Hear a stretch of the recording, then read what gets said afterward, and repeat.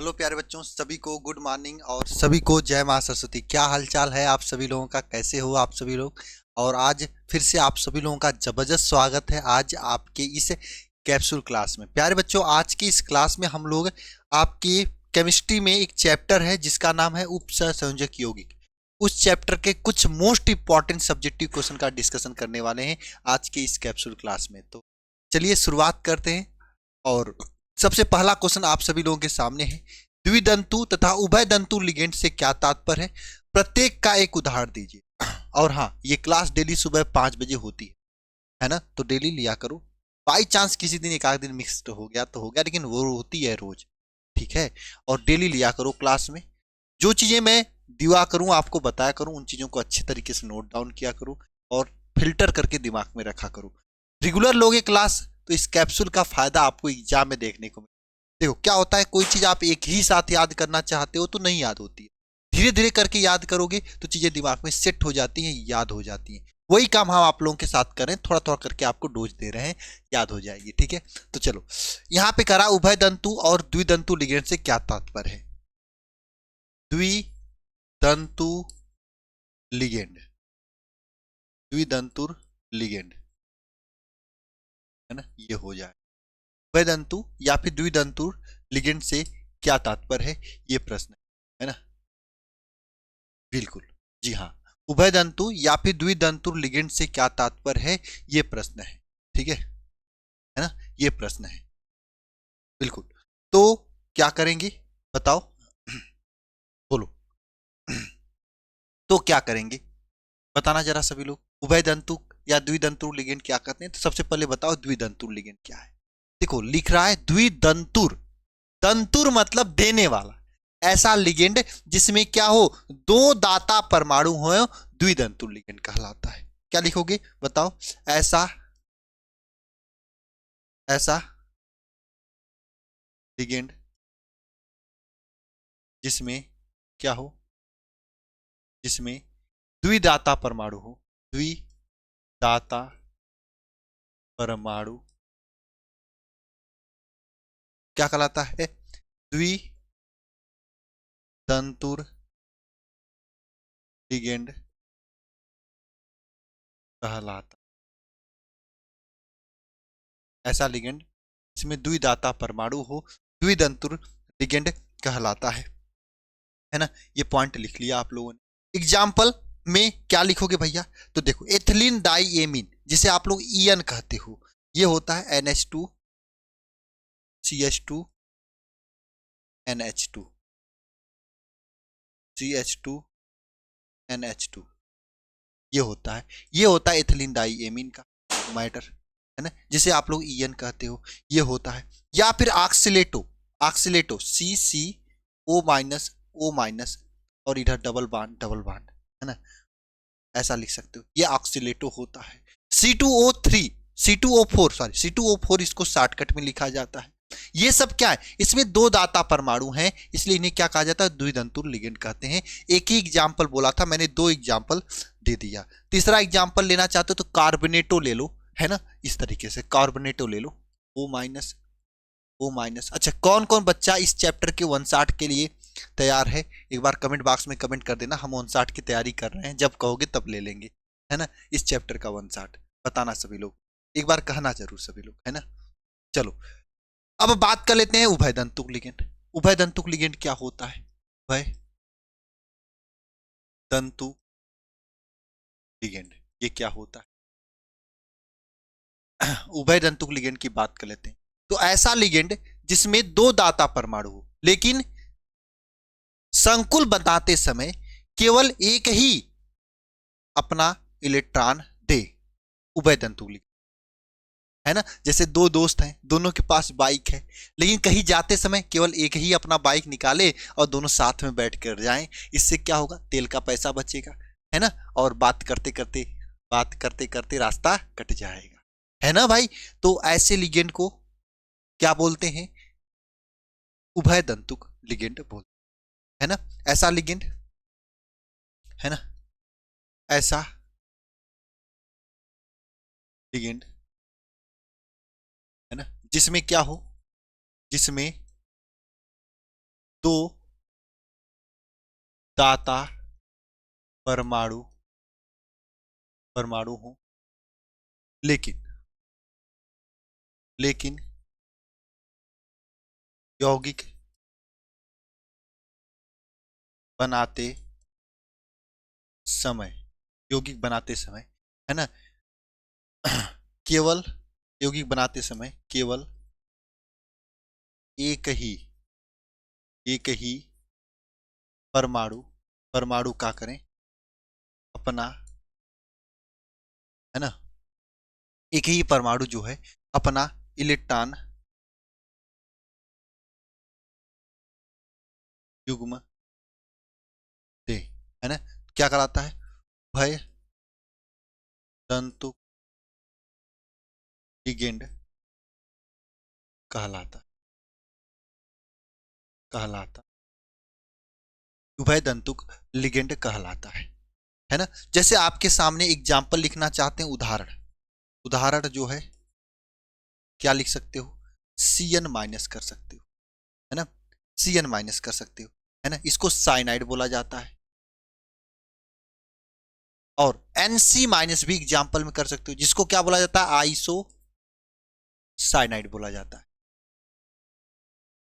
ये होता है उभयदंतुक लिगेंड। और बहुत सारा है उभयदंतुक लिगेंड में, आप लिख सकते हो नाइट्रेट, नाइट्रो और नाइट्राइटो लिख सकते हो, है ना, आप ये लिख सकते हो NO2 होता है ना, इसके दो होते हैं, एक तो होते हैं कौन, NO होता है, NO होता है, O होता है, एक होता है इसमें क्या, NO2 होता है ना, जिसमें एक में ऑक्सीजन देता है, एक में नाइट्रोजन देता है, नाइट्रो तथा नाइट्राइटो होता है।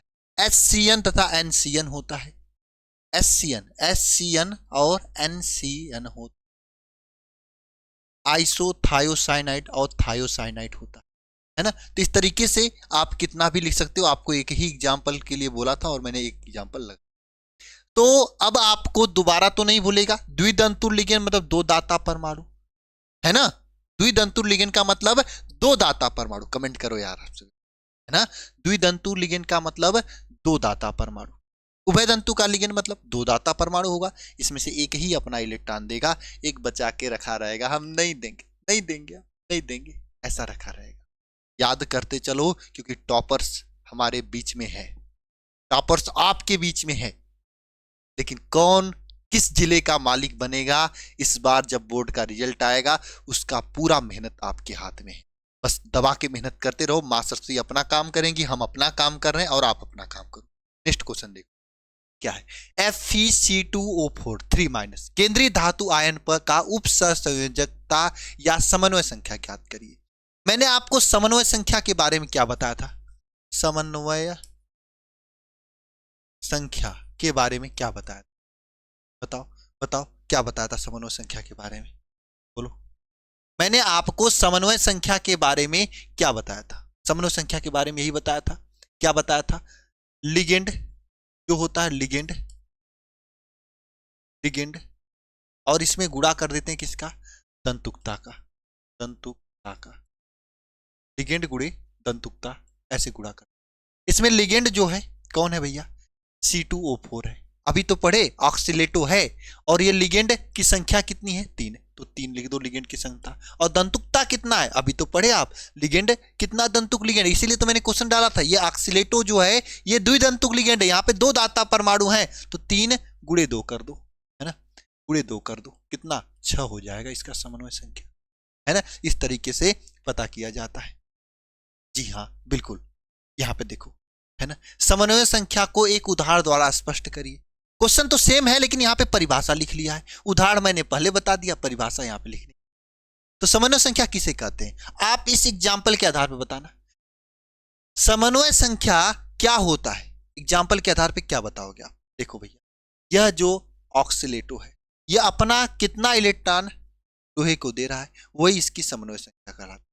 ऑक्सीलेटो कितना इलेक्ट्रॉन लोहे को दे रहा हुआ, इसकी क्या कहलाता है, समन्वय संख्या के कहलाता है। यानी लिगेंड द्वारा दिए गए इलेक्ट्रॉन युग्म केंद्रीय धातु को संख्या जो होती है वह क्या कहलाता है, समन्वय संख्या कहलाता है। क्या लिखोगे परिभाषा, है ना, यहां पे क्या लिखोगे, लिगेंड द्वारा, लिगेंड द्वारा केंद्रीय, केंद्रीय धातु परमाणु को दिए गए, दिए गए कुल इलेक्ट्रॉन की संख्या, इलेक्ट्रॉन की संख्या क्या कहलाता है? समन्वय संख्या कहलाता है। समन्वय संख्या कहलाता, समन्वय संख्या कहलाता, यानी लिगेंड द्वारा केंद्रीय धातु परमाणु को दिए गए कुल इलेक्ट्रॉन की संख्या क्या कहलाता है? समन्वय संख्या कहलाता है। एग्जाम्पल पूछ रहा है तो एग्जाम्पल लिख दो, K4 MaFe है ना, CN6, ये एग्जाम्पल ले। तो यहां पे अगर ये साइनाइड जो है, देखो ये साइनाइड जो है, ये साइनाइड इलेक्ट्रॉन युग्म में इसको देता है, कितना को दे रहा है? तो साइनाइड कितना देता है? 1 इलेक्ट्रॉन देता है। 6 गो साइनाइड है तो 6 यहां पे इलेक्ट्रॉन देगा, है 6 देगा कि नहीं देगा? 6 इलेक्ट्रॉन देगा। 6 गो साइनाइड तो 6 इलेक्ट्रॉन देगा। तो समन्वय संख्या कितनी होगी?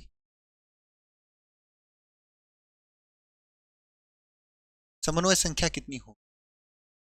6 हो जाएगी। समन्वय संख्या 6 हो जाएगी नहीं हो जाएगी? एक बार कमेंट बॉक्स में कमेंट करके बताओ सभी लोग, समन्वय संख्या 6 हो जाएगी ना? कोई दिक्कत है किसी को? किसी को कोई समस्या है तो बता देना सभी लोग कमेंट बॉक्स में कमेंट करके। जी हाँ, बता देना सभी लोग, बोलो।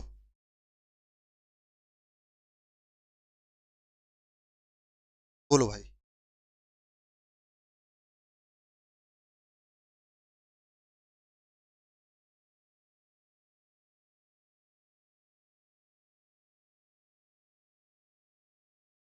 है ना, समन्वय संख्या 6 हो जाएगी।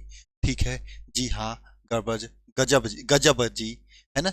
जी हाँ, और हाँ, आगे बढ़ने से पहले ये तो देखो मैंने शिखर बैच का लगा दिया, है ना, कोई दिक्कत नहीं। अब ये शिखर बैच तो बंद हो चुका है बुक वाला। हाँ, आप हमारे साथ जुड़ना है तो वरदान 3.0 बैच में जुड़ सकते हो।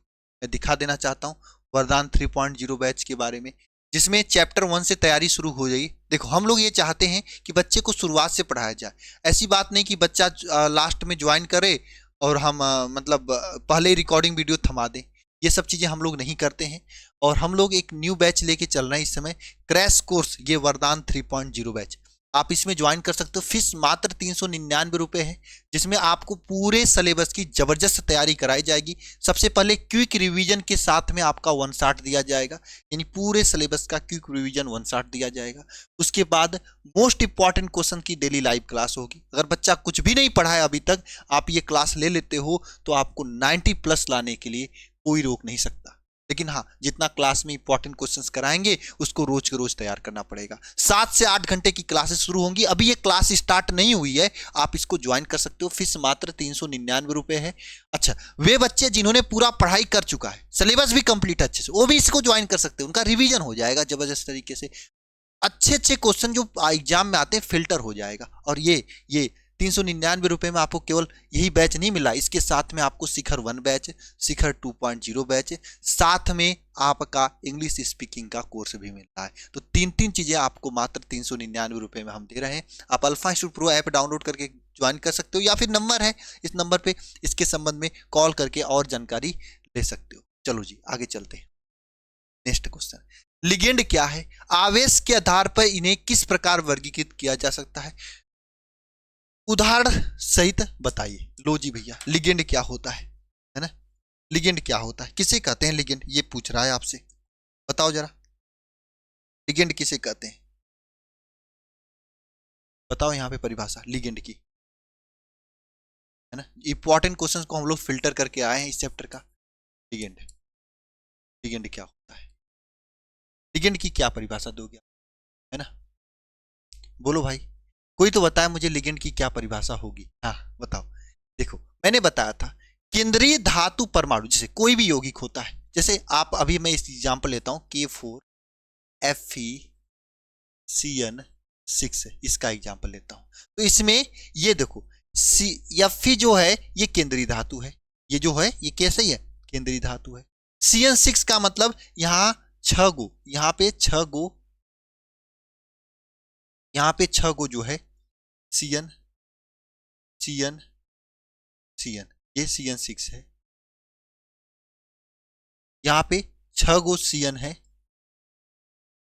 जो कि यहां पे इलेक्ट्रॉन इसको दिए है ना। तो K4FeCN6 में क्या होता है ना, यहां पे ऐसा परमाणु होता है जो कि अपने इलेक्ट्रॉन केंद्रीय धातु परमाणु को देता है ना, उसे लिगेंड का, है ना, उसे क्या कहते हैं, लिगेंड कहते हैं। जी हाँ, गजब सर, लिगेंड क्या होता है समझ में आया, केंद्रीय धातु परमाणु को जो इलेक्ट्रॉन देता है उसे ही लिगेंड कहते हैं, है ना। जी हाँ, क्या लिखोगे परिभाषा, है ना, क्या लिखोगे परिभाषा, बताओ लिगेंड क्या कहोगे परिभाषा, उपसहसंयोजक यौगिक में, उप सह संयोजक यौगिक में, यौगिक में, उपसहसंयोजक यौगिक में, है ना, वह भाग जो केंद्रीय धातु परमाणु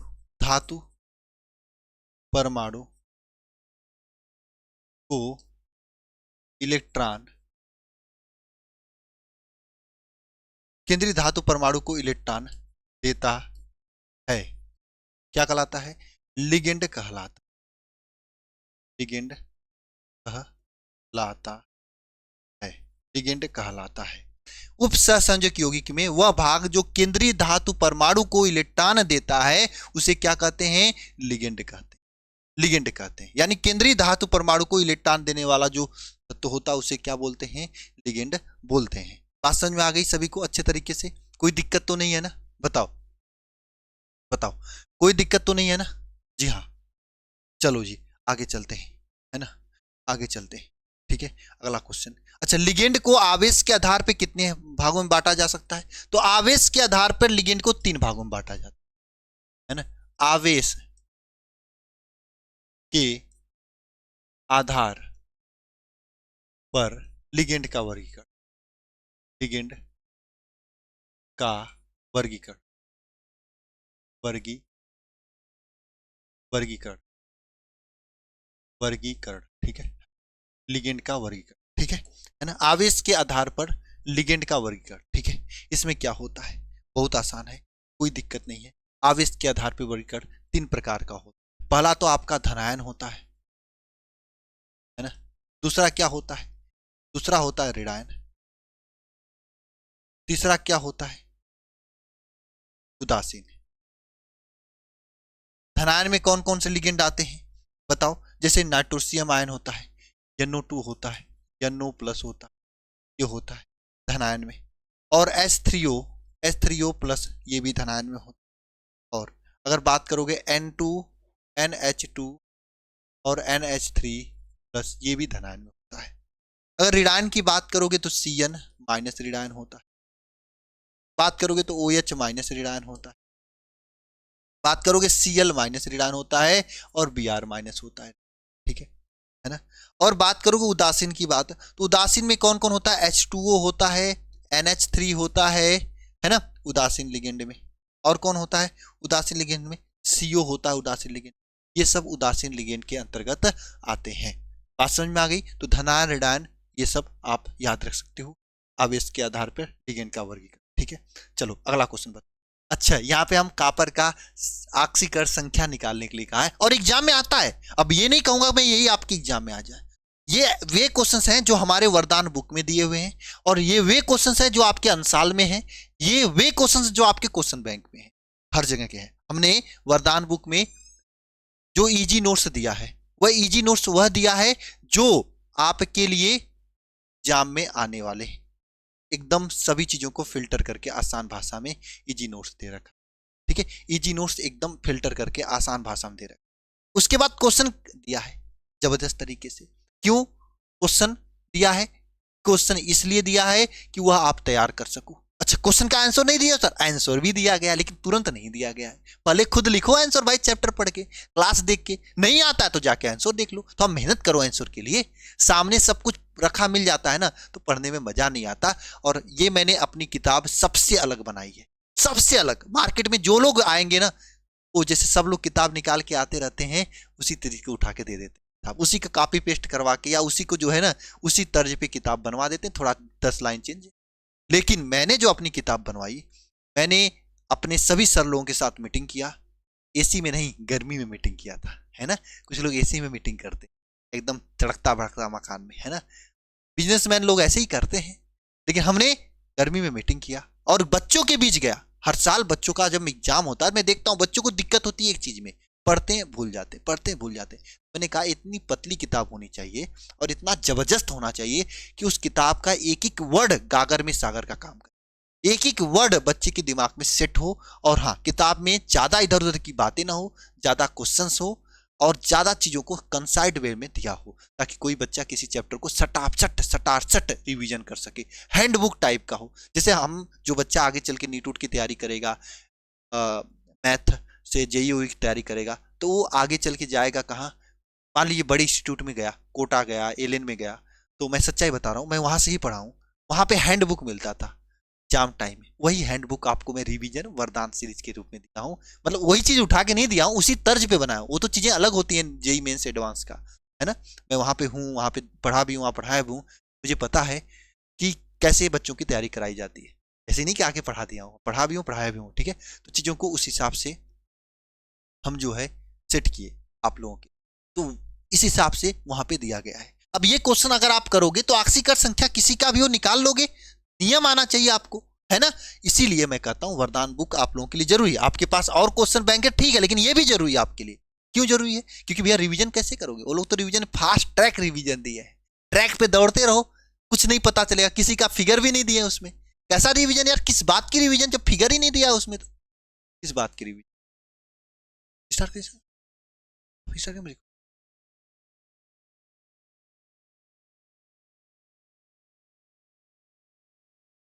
है ना।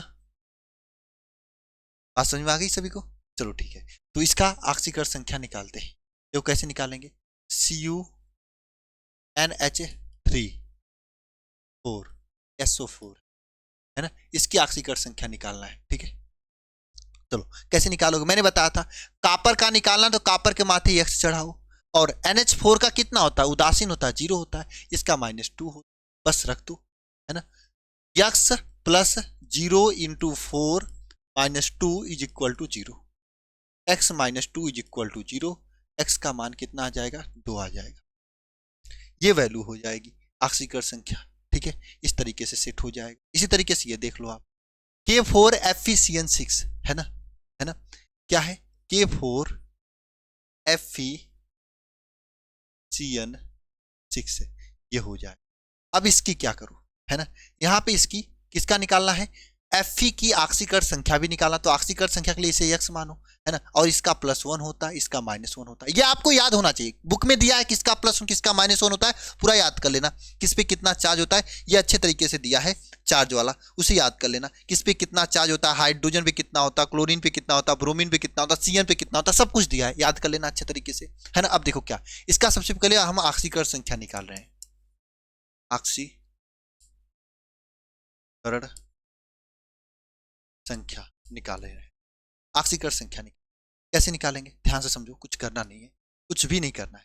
देखो यहाँ पे +1 × 4 हो जाएगा, है ना, प्लस x प्लस CN की यहाँ पे क्या रखेंगे? CN का -1 है, × 6 हो जाएगा, = 0। तो 4 + x - 6 = 0। x - 2 x = 2। इसकी ऑक्सीकर संख्या +2 हो। और साथ में समन्वय संख्या की बात किया जाए तो समन्वय संख्या क्या होगा? समन्वय संख्या क्या होगा? समन्वय संख्या की बात किया जाए तो समन्वय संख्या की बात किया जाएगा तो देखो, K4 है, Fe है, CN है, 6 है, ठीक है। अब समन्वय संख्या कैसे निकालोगे बताओ? ये संख्या देख लो, 6 है और Cn कितना इलेक्ट्रॉन देता है, एक इलेक्ट्रॉन देता है, तो 6 हो जाएगा समन्वय संख्या, है ना, समन्वय संख्या 6 हो जाएगा। चलो जी भाई, अच्छी बात है। अब हम आपसे एक क्वेश्चन पूछते हैं और बताना सभी लोग, पहले तो अपना नाम बताना कमेंट बॉक्स में सभी लोग, नेम बताने के बाद भाई आप इसका इसका ऑक्सीकरण संख्या बता देना, इसका ऑक्सीकरण संख्या बता देना। देखता हूं कौन कौन बता लेता है ऑक्सीकरण संख्या। इसमें Fe का, इसमें ये आपका नाम बता देना, साथ में इसका, इसमें जो है इसका Fe का ऑक्सीकरण संख्या बता देना कमेंट बॉक्स में, Fe का ऑक्सीकरण संख्या ये बता देना। चलो जी भाई, ये आपका होमवर्क हो गया। अब हम मिलते हैं नेक्स्ट क्लास में। सभी को जय माँ सरस्वती। मिलते हैं नेक्स्ट क्लास में, सभी को जय माँ सरस्वती। जबरदस्त तरीके से मेहनत करते रहो, कोई दिक्कत नहीं हो, और लगातार हम काम करते, ठीक है।